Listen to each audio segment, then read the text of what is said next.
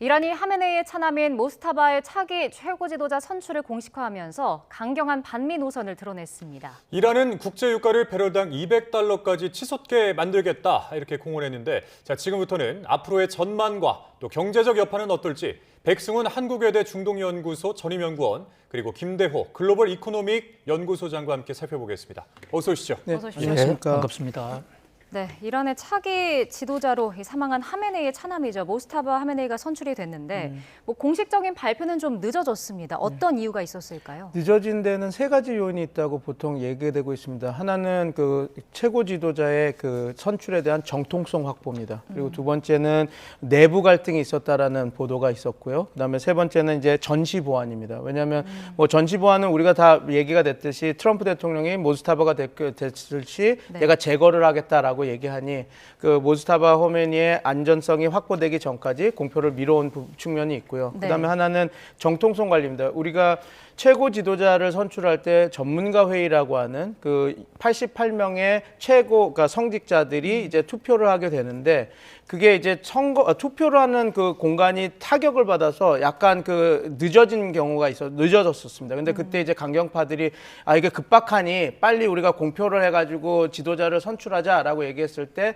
아니다 이러면 오히려 정통성에 문제가 있으니 제대로 된 투표가 다 마감될까지 이렇게 하자라고 해서 좀 늦어진 부분도 하나 있고요. 그리고 내부 갈등설이 있습니다. 이거는 이스라엘발 보도기 때문에 우리가 조금 조심해서 받아들여야 될 필요가 있긴 하지만 어찌됐건 그 아버지 카메네이, 그러니까 지금 사살된 카메네이가 유훈으로 모스타바는 절대로 지도자가 되면 안 된다라고 이렇게 얘기를 했는데 그거에 대해서 이제 그 성직자들께서 반감이 있었고 그래서 네. 반대 의견이 있으니까 오히려 혁명 수비대 쪽에서 의견을 강하게 내서 이렇게 된 거다 이런 의견이 있는데 요거는 조금 저 부연 설명을 드리자면 이렇습니다. 카메네이가 유은이고 유언인데 이거는 아마 지금 그렇게 그 극적인 사살을 당하기 이전에 이미 적어놨을 겁니다. 그래서 뭐 제가 몇 차례 이야기를 드린 적도 있었지만 1, 2년 전만 하더라도 모스타바는 절대 최고 지도자가 될 수 없는 여러 가지 한계가 갖고 있었거든요. 왜냐하면 이슬람 혁명이 세습을 그렇게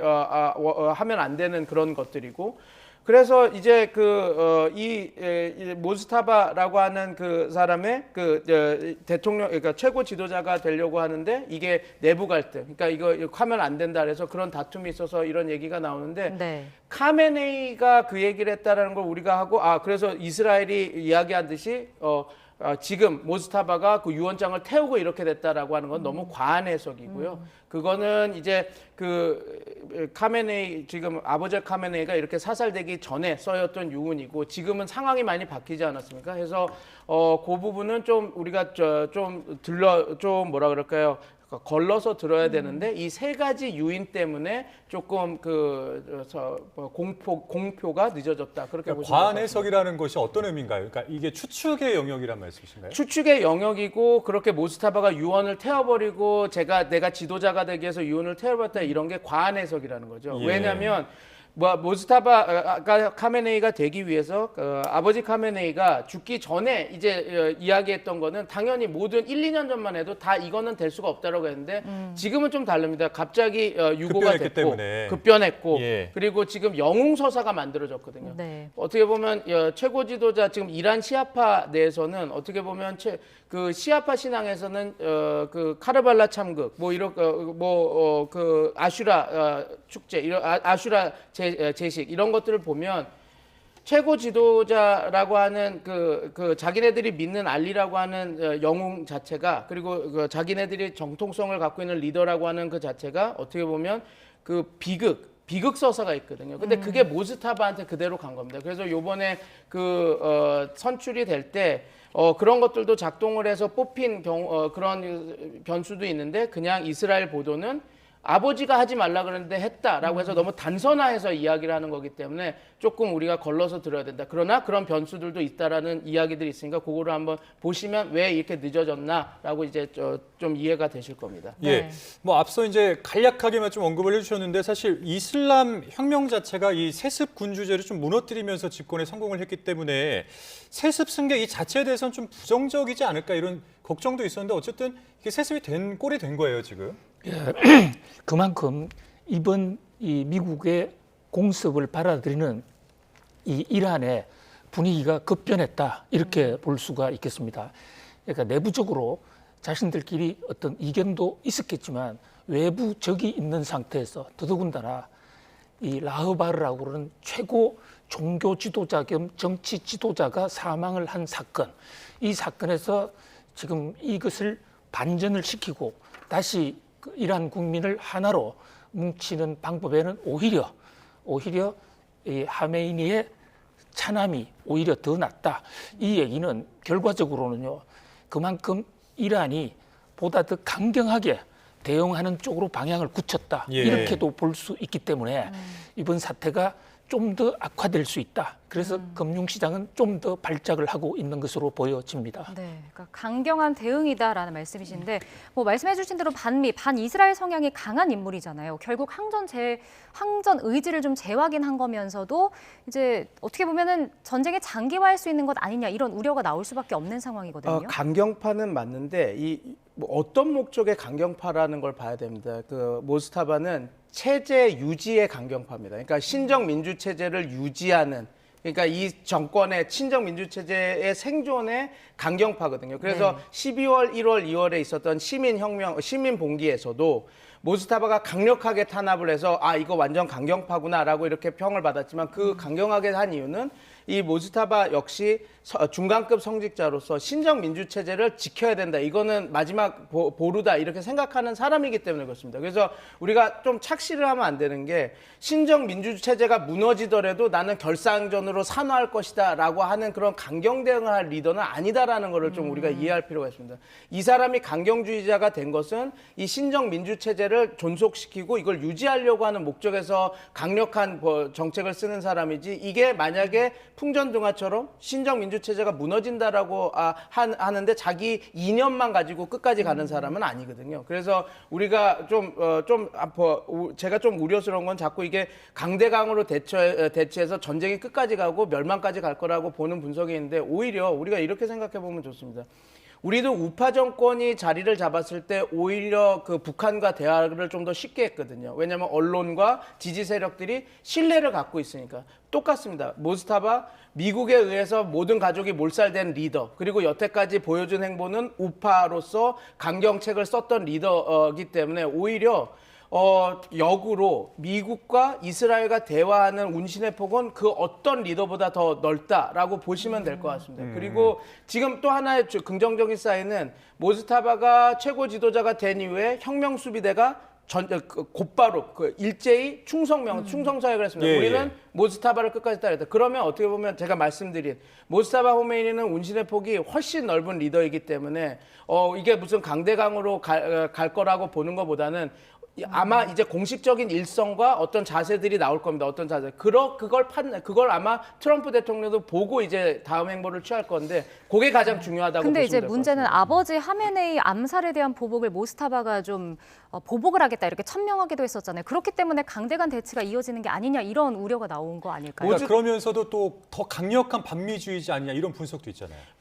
강력한 반미주의자긴 하지만 체제를 멸망시켜가면서까지 반미하거나 체제를 멸망시킬 거면서 아버지의 복수를 할 사람은 아니라는 제 말씀을 이제 드리고요. 네네. 이제 아마 그래서 물론 그렇다고 해서 뭐 유화책을 쓰고 그럴 사람 평화주의자 이런 얘기는 아닙니다. 그러나 분명히 강경 대외 투쟁 노선을 이야기는 하겠지만, 그래도 이 체제 생존을 위해서 지금 이란이 취할 수 있는 방법은 나름 지금 미국과 이스라엘의 공격을 막고, 그 다음에는 이 정비를 해야 됩니다. 지금 이란 입장에서는 더 전쟁을 이끌 탄도미사일이나, 물론 자기네들은 많다고 주장하고 있지만 그런 탄도미사일이나 그런 전력들이 없습니다. 해군 전력도 거의 다 이제 절멸이 됐고요. 그러면 결국은 모스타바 하메네이가 이 체제 생존을 위해서는 어떻게 해서든지 이스라엘과 미국의 공격을 막고, 그 다음에 체제 정비를 하고, 지금 어찌됐건 그 국민 안에서도 뭐 쿠르드족도 들고 일어났었고, 국민들도 이렇게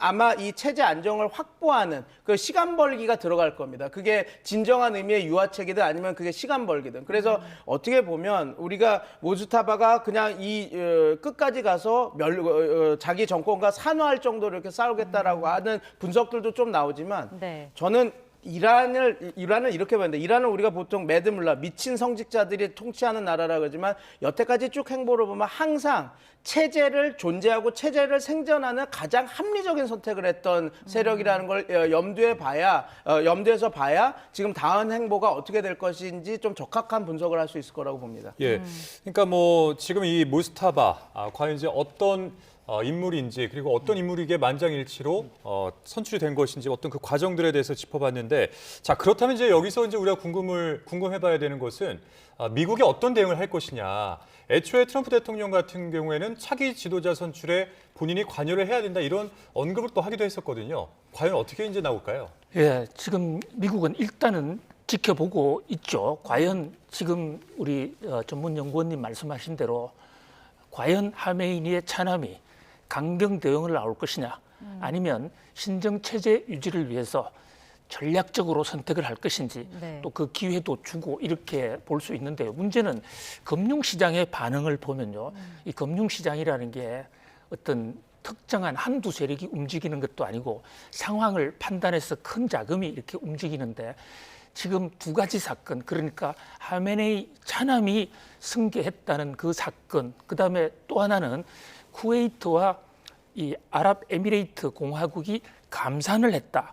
그 두 사건 이후에 국제 유가가 갑자기 급등을 했거든요. 네. 오늘 지금 미국 뉴욕 선물시장에서 장이 열리자마자 한꺼번에 거의 20%가 뛰었습니다. 이런 상승률은요, 지금 100달러를 돌파했다고 그러지만 한때 111달러까지 갔었거든요. 예. 트럼프가 전쟁을 시작하기 전에 국제 유가 걱정 없다 하면서 나름대로 준비했었어요. 그러니까 국제 유가가 오르지 않도록 공급량을 계속 늘려서 현재 전쟁 직전에 약 하루에 1,000만 배럴 이상의 공급 과잉 현상이 있었고 또 미국이 셰일가스 퍼내고 또 베네수엘라의 그 채굴권까지 가져와서 막 푸는 상황에서 그래서 전쟁 초기에 국제 유가가 생각보다는 덜 올랐습니다. 그런데 오늘 갑자기 이렇게 큰 폭으로 올라서 뉴욕 증시도 놀라고 세계가 좀 흥분하는 그런 모습인데 이것은 현재 적어도 뉴욕 금융시장에서는 강경 대응 쪽에 무게 중심을 두고 있다. 장기전이 좀 될 것이다. 장기전에다가 오히려 극한적인 결사항전 쪽으로 무게 중심을 더 두고 있다는 것이죠. 실제로요. 지금 이란에서 한때 우리 같은 이슬람 종교 같은 동지인 그 걸프만 국가들 쿠웨이트, 요르단, 카타르, 바레인 이거 때린 거 미안하다. 그러니까 앞으로 안 때리겠다 그러고 대통령은 그런 성명을 발표하기도 했는데 이게 다시 혁명수비대에 의해서 완전히 반전이 됐고 특히 지금 권력 승계 발표 이후에 지금 쿠웨이트도 때리고 여러 나라를 본격적으로 때리고 있거든요.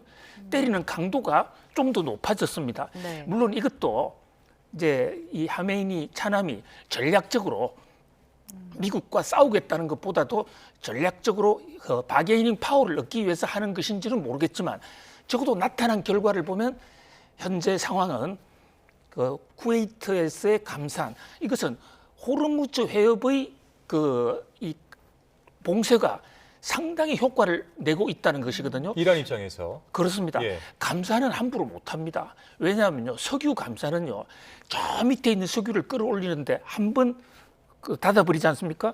그러면 다시 캐려면 6개월이 걸릴지 3개월이 걸릴지 새로 지질 구조로 들어가야 됩니다. 그 얘기는 한도에 왔다. 이제 쿠웨이트가 계속 생산하다가 더 이상 할 수 없는 한도에 왔다.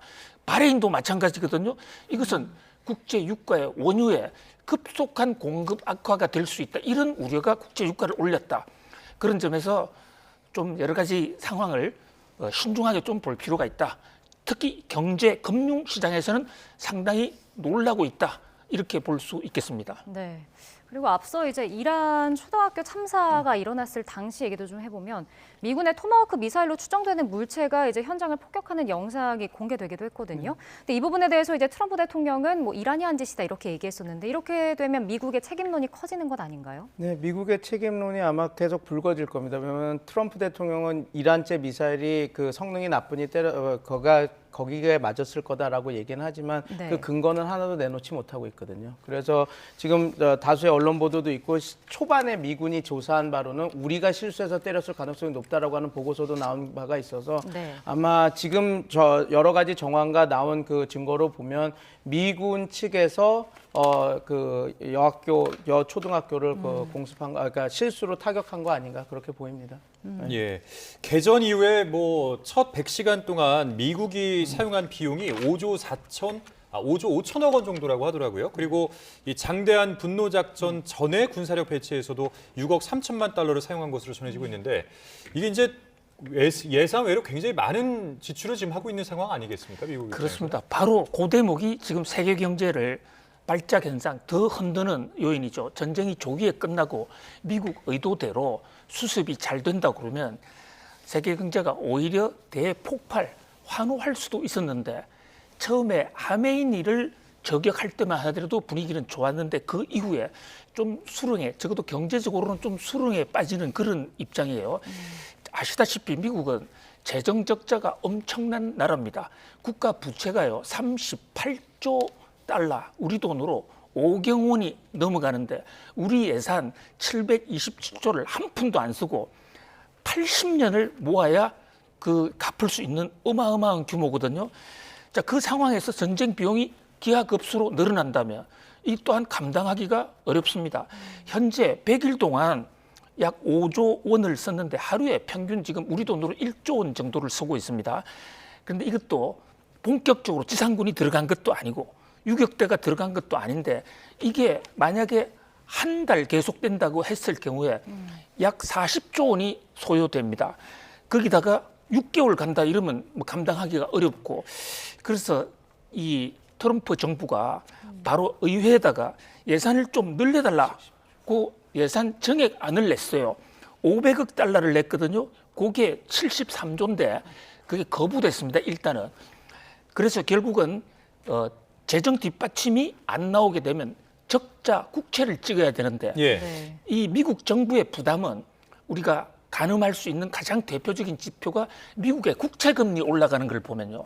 지금 미국이 기준금리, 연준을 통해서 금리를 내렸습니다만은 국채금리가 전쟁 이후에 계속 올라가고 있거든요. 오늘 밤 한 번 더 체크해 볼 필요가 있는데 국채금리가 5%로 치솟는다. 이래 되면 트럼프 대통령 전쟁 감당하기가 쉽지 않을 겁니다. 그런 면에서 이란 쪽에서는 계속해서 국제 유가를 올려버리는 거죠. 국제 유가를 올려서 지금 200달러까지 올린다는 거 아닙니까? 200달러까지 올린다면 전쟁 전에 60달러가 약 3배 정도 올라간다는 건데 그래 되면 3차 오일 쇼크가 오게 됩니다. 그러면 미국 국민들의 그 경제적 부담, 물가 부담 감당 못하죠. 미국 재정 감당하기 어렵다. 바로 그렇게 고통을 줘서 트럼프 대통령으로 하여금 스스로 그만두게끔 하는 사실상 고통의 전략이죠.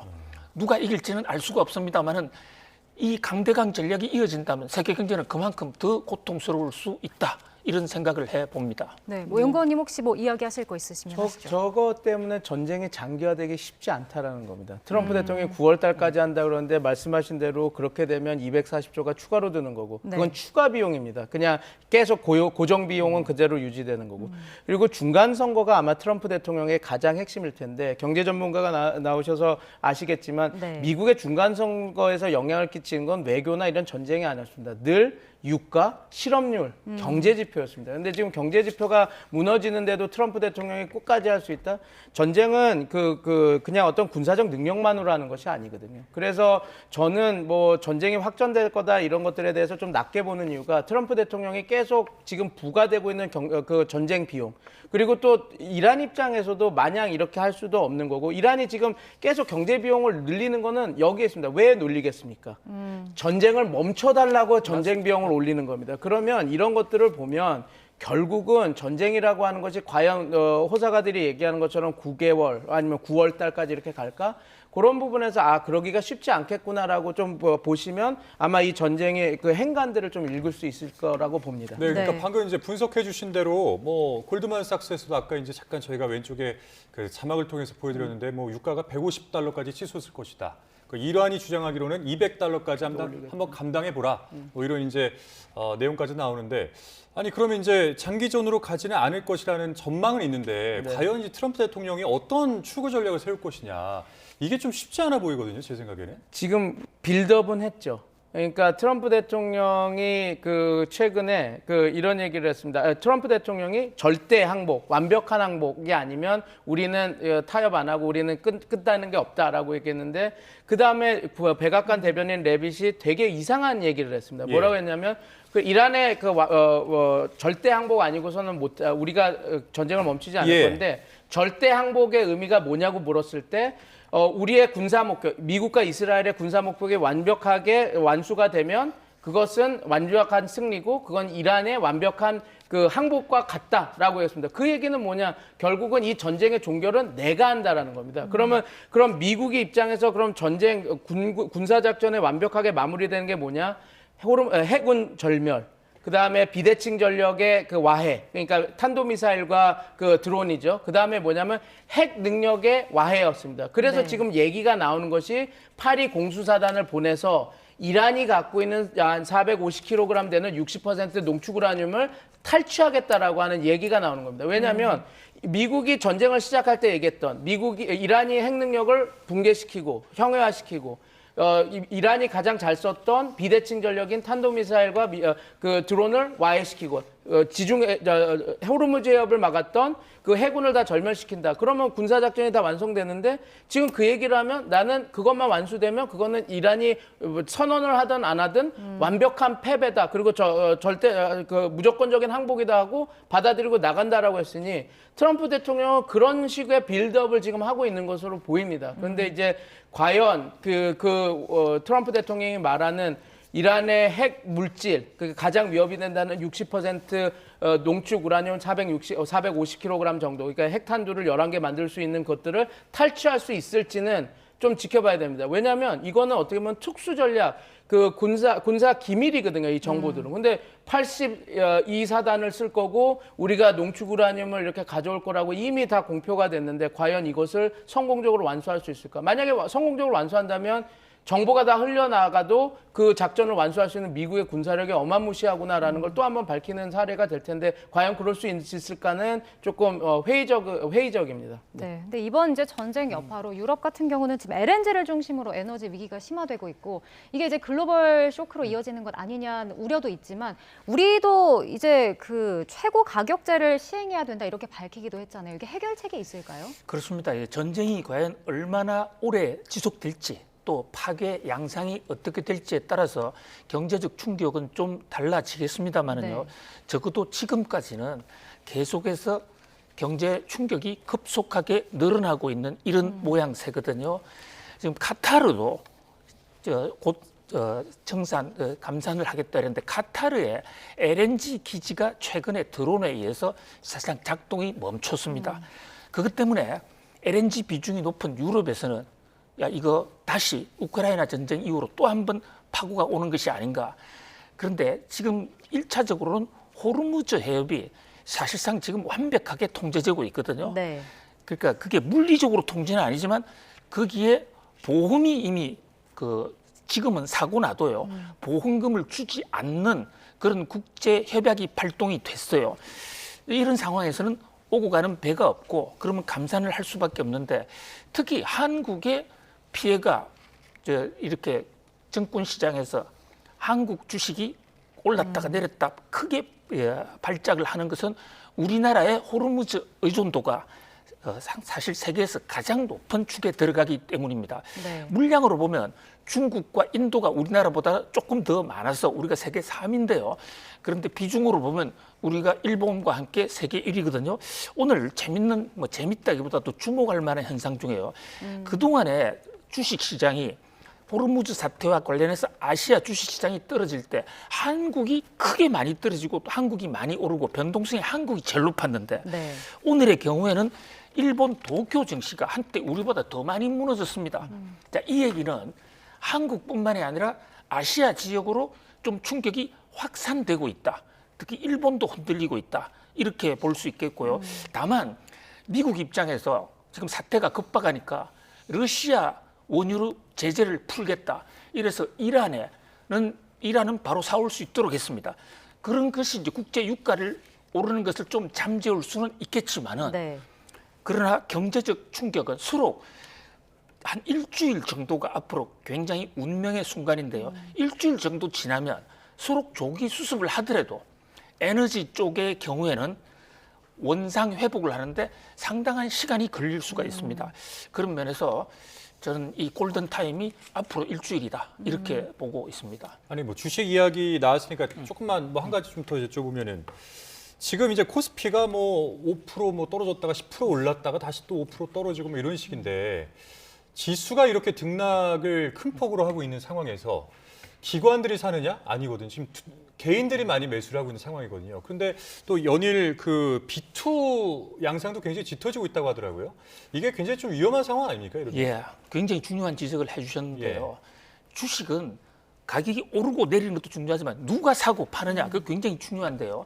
지금 전쟁이 2월 28일 날 터진 이후에 외국인들은 줄곧 계속해서 조금도 아닙니다. 하루에 몇 조씩 계속 던지고 있습니다. 오늘도 거의 4조 원을 지금 팔아 제꼈거든요. 그 대목을 기관이 들어가는 것도 아니고 개미들이 지금 들어가고 있습니다. 그런데 개미도 실탄이 또 부족하니까 비투를 해서 심지어는 신용카드 대출까지 받아서 들어가고 있단 말입니다. 이게 주가가 계속 오르면 대박을 날 수가 있겠지만은 비투로 들어간 것은 주가가 일정 수준 아래로 떨어지면 본인의 의사와는 달리 강제 매매를 당합니다. 그러니까 그 피해 규모가 훨씬 커질 수 있는 것이거든요. 그런 대목에서 조금 조심스럽다라고 볼 수가 있고요. 물론 외국인이 빠져나가는 것은 한국 시장을 이제 희망 없다라고 봐서 나가는다기보다는 그동안에 우리 주식이 좀 많이 올랐지 않습니까? 네. 그런 데 대한 차액 실현이기 때문에 우리 경제가 근본적으로 흔들린다. 이것은 아닌데 다만 지금 외국인은 일방적으로 나가고 우리나라 개미들이 일방적으로 사는 모습 요 대목은 좀 주목해서 금융당국에서도 좀 신경 써야 할 것으로 보여집니다. 네, 지금 이렇게 뭐 국내외 경제에도 영향을 미치기 때문에 이번 전쟁이 언제 끝날까 이 부분에 대해서도 이목이 쏠리고 있습니다. 일단 트럼프 대통령은 네타냐후 이스라엘 총리와 공동 결정하겠다라고 밝혔는데 그만큼 뭐 결정은 본인이 하더라도 네타냐후 총리가 영향력을 행사할 수 있다 이런 뜻으로 저희가 받아들이면 될까요? 이게 지금 이 군사작전이 조금 특이한 형태로 가고 있습니다. 보통 미국이 이 정도까지 2개의 핵항모를 보내서 군사작전하면 미국이 원래 주도권을 잡습니다. 그런데 네. 지금은 미국이 이렇게 하고 자기네들의 전략자산을 줌에도 불구하고 구역을 나눠서 이스라엘이 너는 이걸 다 책임지고 이스라엘이 요걸 너 다 해라. 우린 이거 할게. 그래서 어떻게 보면 전쟁 양상이 미국이 틀어지고 밑에 하청을 주고 하는 것이 아니라 같이 하고 있거든요. 그렇기 네. 때문에 지금 끝내려고 하려고 하더라도 같이 이야기가 돼야 되는 부분이 있습니다. 그리고 또 하나의 측면은 이스라엘이 과연 이 트럼프 대통령이 멈춘다고 해서 멈출 것인가 그런 것들도 문제가 있어서 지금 트럼프 대통령은 나름 그런 것들을 다 감안을 하고 이런 이야기들을 지금 발신하고 있는 것으로 보시면 될 것 같습니다. 네, 알겠습니다. 오늘 말씀은 여기까지 듣겠습니다. 지금까지 백승훈 한국외대 중동연구소 전임연구원, 김대우 글로벌 이코노믹 연구소장과 함께했습니다. 오늘 말씀 고맙습니다. 고맙습니다. 감사합니다.